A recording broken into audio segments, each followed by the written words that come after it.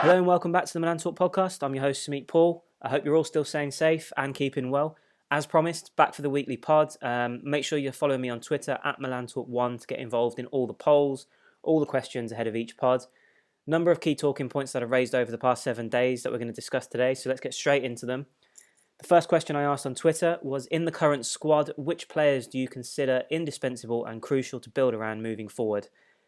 A common theme running through a few of the answers. Joe Basilieri said Benacer and Hernandez.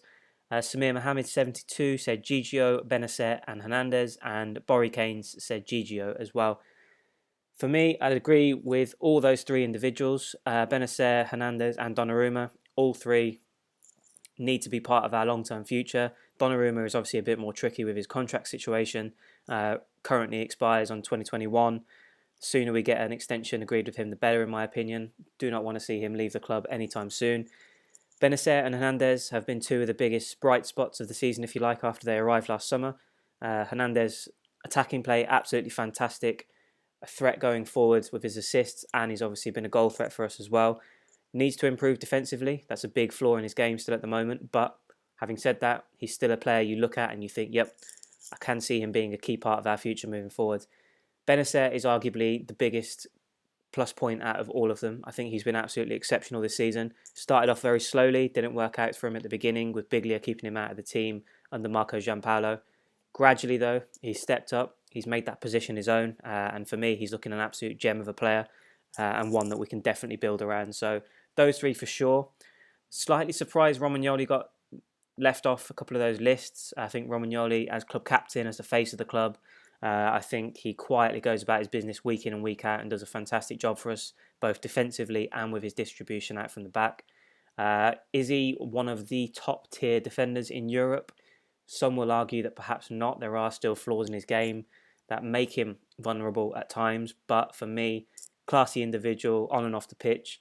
I think personally that he is a key piece that we can build around moving forward. Another name that I'm going to throw out there, and that's going to be probably split opinion more so than any other because it's still very early in his career, but Matteo Gabbia is one that I think if we're going to go down the route of building with youth and building with a long-term plan in place, rather than go out and spend another 10, 15, 20 million euros on a defender to fill a void, whether that Masaccio leaves or Leo Duarte, we kind of pull the plug on that one and get rid of him and try and bring someone else in to shore up the back line. Personally, for me, from what I've seen of Gabbia, and we'll discuss it in a little bit more detail later in the pod, for me personally, I think that he's shown enough in pre-season and this season in the last month or so that he can be an important part of our future. Not necessarily indispensable in that sense, and others will argue that it's far too early to kind of make those claims, but I think he is a crucial piece that can be vital for us in the future, and he'll certainly save us a lot of money in the transfer market. So I'm going to throw his name in the hat, not necessarily on the same level as the names that have been mentioned, but I think he can be discussed to an extent in that group. The other maybe that I probably might put on my list is Ibrahimovic, but then again, you're looking at his age, you're looking at his contract. All the speculation over the last week or two has suggested that he's going to be moving on at the end of the season, whenever that may be. So it might not even be a question of whether or not he's going to be a piece we can build around in the coming months. But with his quality, with his experience, we need that balance in the squad. You could potentially put him in this discussion as well, but all the signs are pointing towards an exit, and particularly with his age being 38 now, you kind of have to say that he's not going to be a crucial piece to build around with a long-term plan in mind, especially. So I can see why Ibrahimovic hasn't made the list. Moving on to the second topic of the week, and that revolved around Lucas Paqueta. No secret that he's obviously struggled significantly after initially impressing, actually, when he joined last January. I thought the way that he adapted and kind of fitted into Gattuso's plans, his tactical plans, I thought he looked really good in the first month or two, considering he got chucked straight into it.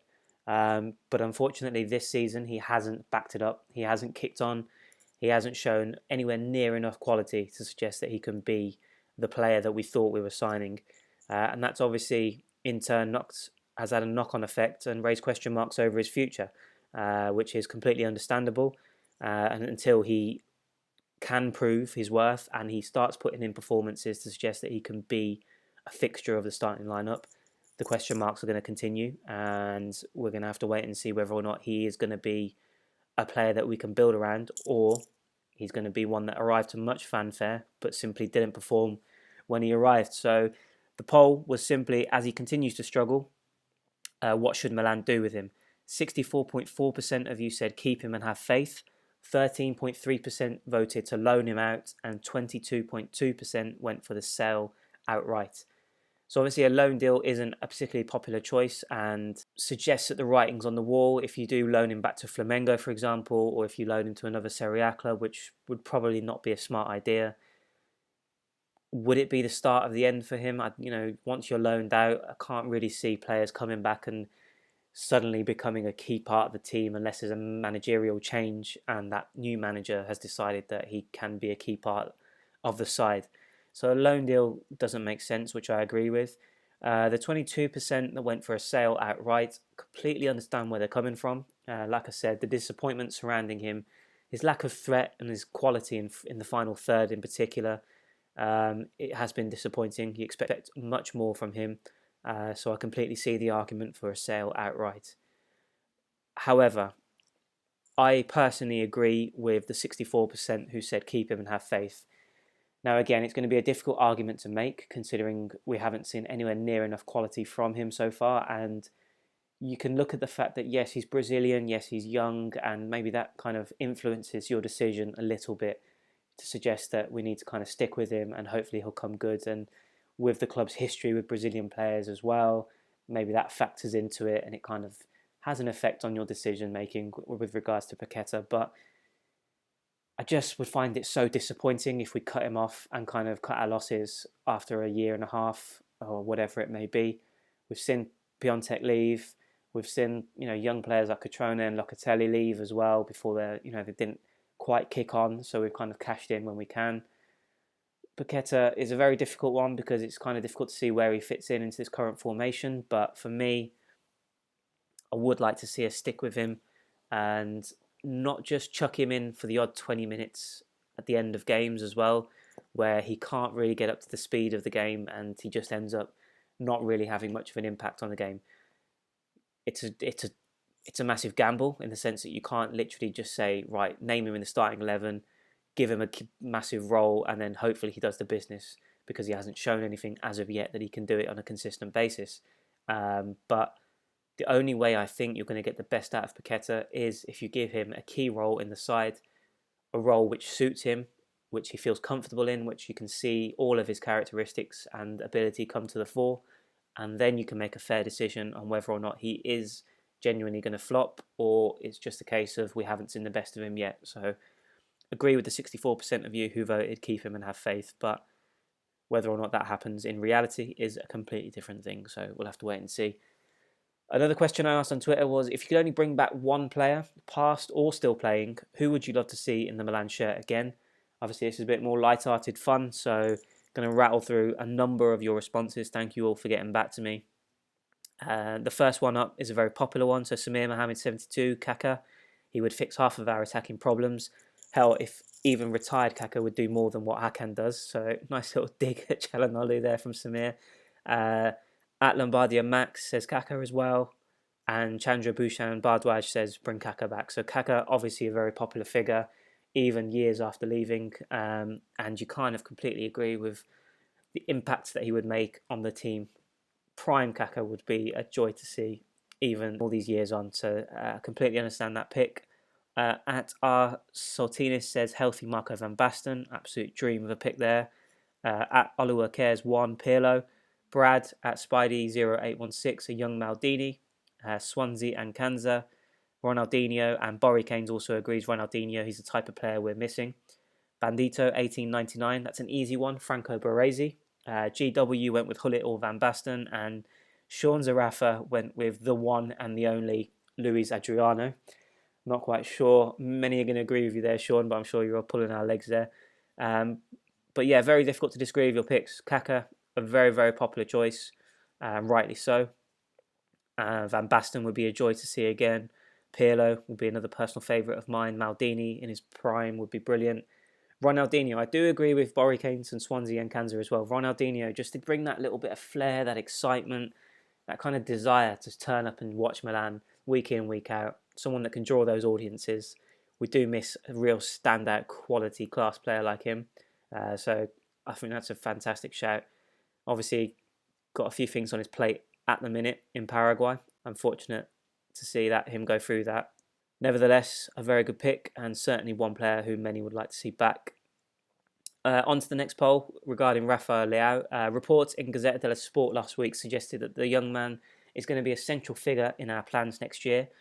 My poll was to determine what your opinion on him so far has been. 57.6% said he's a massive talent and has a big future. 28.3% are undecided and 14.1% said too much hype. Again, for me, it's a difficult one. So he needs a second season to perhaps fully adapt and show his worth in Italy. So I think making a judgment on him now is unfair on him. And he's still very young. He's got a lot of improving and developing to do. So we certainly haven't seen the best of him. We have seen flashes. The pace, the directness, the ability to work with Ibrahimovic and the influence that Ibrahimovic has perhaps had on him in training and in games so far. So there certainly are a lot of positives, and I completely understand where the 57% of you are coming from in terms of him having a big future. My problem, though, is that I look at the facts and the figures. 2 goals and 2 assists in 22 appearances. Yes, you put it in context and you look at his age, you look at the fact that he's moved to a new country, a new league, a new culture, a whole new environment, and you can't expect someone to come in and go all guns blazing and just completely be an absolute superstar straight away.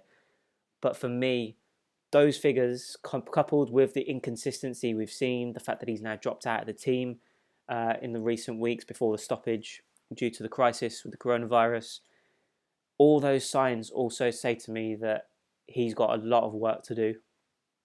And I personally believe it's probably a little bit too premature, a little bit too early to suggest that he's got a big future ahead of him.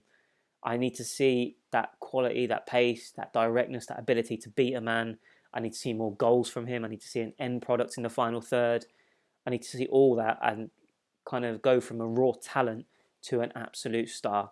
That is a big step to take. And for me, I think, again, I completely see where people are coming from in terms of those who believe he has a big future. And he 100% may well go on to have one, hopefully with us. But at the moment, I'm probably siding towards the hype argument and suggesting that I haven't seen enough from him in a Milan shirt to give him that kind of tag to say that he could potentially be a massive figure for us moving forward. If Ibrahimovic leaves, would you trust Rafael Leao to lead the line and score goals on a consistent basis if we didn't bring someone else in? That's the big question. Is he more suited to the wing? Does he even have a preferred best position yet? Those are all questions that I have. So again, everyone's got an opinion, and that's why I always make a point on Twitter about welcoming opinions, no matter what they are. But for me, I think there's too many people on the hype train at the moment, which kind of contrasts and brings me on to the next point as well. So the next question and poll that I held was, can Matteo Gabbia be a long-term defensive partner for Alessio Romagnoli, assuming he stays, of course? 50.5% said yes, he's got a big future. 38.7% are undecided, and 10.8% said no, find a better option. The 10.8% I completely disagree with. I think the undecided have got a point because we've not seen a massive sample size of Gabbia yet. But for me, I think I've seen enough to suggest that he's got a big future, and if he's developed and improved in the right way with the right coaching, he can 100% be a long-term defensive partner from Romagnoli. We saw it in pre-season. For everyone that watched pre-season games last summer, I thought he was fantastic in the games that he featured in. And yes, it took him a while to break into the team during the regular season, but when he stepped in and had his chance over the last month or so, I thought he did a very good job, both in terms of his defensive ability, his awareness, his maturity, and also his distribution out from the back. I think there are a lot of positive signs, so I'm going to go with he's got a big future. And like I said earlier in the pod, I think he's got the capability of saving us a lot of money in the transfer market by honing his quality and his potential rather than putting him to the side spending 20 million euros on another young defender from Germany, France, or wherever it may be, and then kind of using that as a possible partner for Romagnoli. On to the next questions, and they revolved essentially around two parts. So the first was who has impressed you most so far this season, and the second part, which player has been most disappointing. NMT says Benacer and Hernandez were amazing, but in contrast, Paqueta didn't live up to his potential and Romagnoli underperformed this season. Agree with your shouts on Benacer and Hernandez completely, 100%.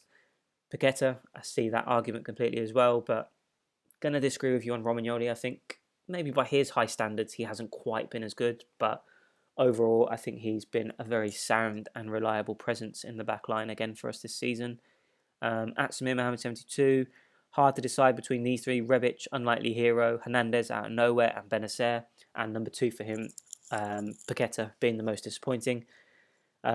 Arif Al-Fati says number one, Castillejo has been the most impressive so far this season, and number two has been Suso in terms of most disappointing. And at Aris David 190, Hernandez has been amazing, but Paqueta, I thought he could be a star, but it looks like he has no confidence and usually doesn't know what to do in some situations. Not a lot I can disagree with in those picks. I would certainly agree with the Benacer and Hernandez shouts as being the most impressive. A good shout out from Arif with Castillejo, the way that he's turned it around, and Samir mentioning Rebic. So those two are certainly contenders, but if I have to pick one, I'd probably go with Benacer.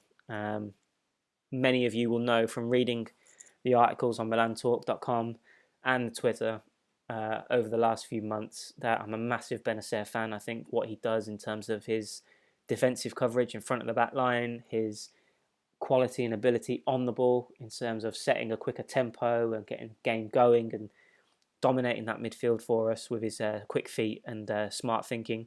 I think he's a very intelligent player to go with the technical quality he's got. So for me, Benacer has been the most impressive. Most disappointing, Arif again makes a good point with Suso, but he's now moved on, so I'm going to give him a pass on this one. And sadly, it's probably going to have to be Paqueta.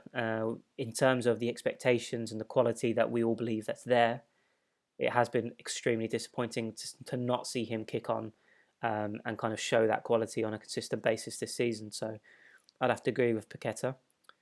Moving on to some of your questions. Thank you for sending these in. At Samir Mohammed 72, should Serie A cancel the season and keep the table as it is, or do playoffs? It's a fantastic question, Samir, and it's one of those debates that have been raging on in recent weeks, given that all domestic leagues are kind of looking at facing the same problems.